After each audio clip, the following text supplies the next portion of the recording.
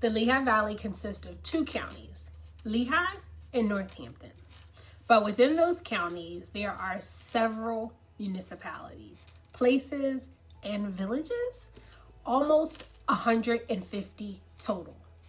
And because of that, it's important to know which rules and regulations apply to your home purchase or your home sale.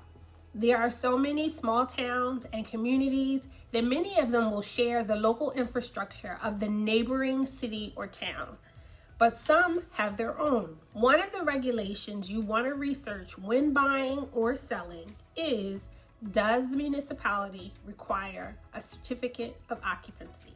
A certificate of occupancy is a thumbs up from the township that the property is safe and functional for a living environment. You might also hear a certificate of occupancy referred to as a CO or a clean CO once it's been given that thumbs up. All of the largest cities require it. Think Allentown, Bethlehem, and Easton. But some of the smaller ones require it too. For example, Albertus, Coopersburg, and Whitehall, they all require a certificate of occupancy when the home is sold. So what exactly should you do if you are moving to or from any of these townships that require a certificate of occupancy? And exactly who is responsible for it?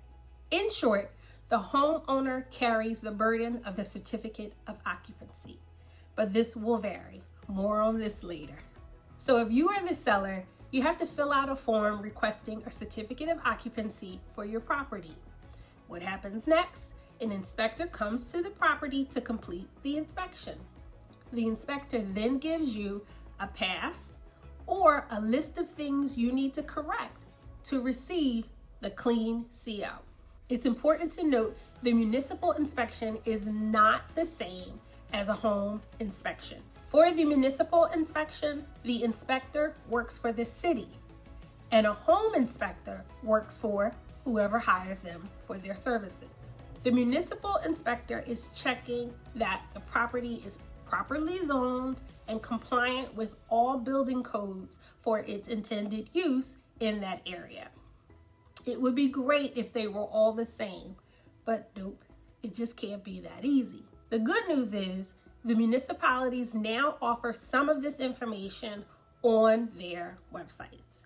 You can go to the website, submit your application for an inspection, and many times they will give you a checklist of what they will be inspecting, kind of like things to look out for, so you have a little bit of a head start.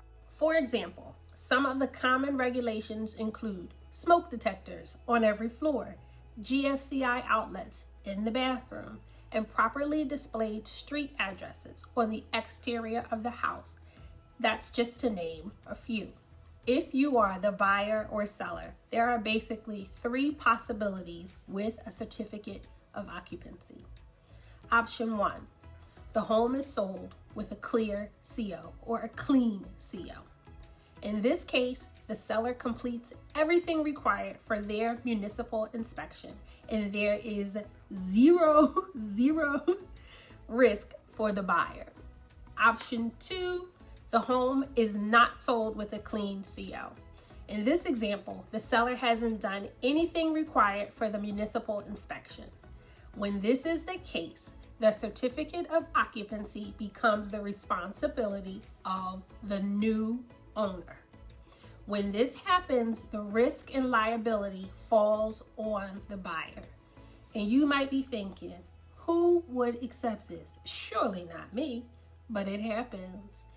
I would think it mostly happens with investors, but in a seller's market, when there's low inventory and multiple offers, sometimes it's waived, and it happens with regular home buyers too. But there is also another option. This happens when the home is not sold with a clear CO or a clean CO, but the seller did have the inspection completed. When this happens, the seller is saying, hey, I did have the inspector come out, and here's what the municipality wants corrected. With this, the buyer can determine whether or not they want to accept the responsibility for those repairs or not. I would say this is an example of meeting in the middle. because the buyer knows what's needed up front and they get to decide if they want to accept or keep looking. Every buyer and seller situation is different, and so is every home sale. If you're in the market to buy or sell a home in the Lehigh Valley, I recommend you check the township or municipality's website to see if a certificate of occupancy is required to be sure all your bases are covered. Township rules and regulations change all the time, so I try to share them all here with you on the channel. My name is Tiffany Nelson, and I'm a realtor here in the Allentown area. If you or someone you know needs a realtor, I would love to hear from you. But do you know what else varies from township to township? The sewer lateral inspection. And I did a video on what that is and why it's important, so definitely check that out next. But I plan to update it soon because more townships have adopted this practice. And I'm looking at you, South Whitehall.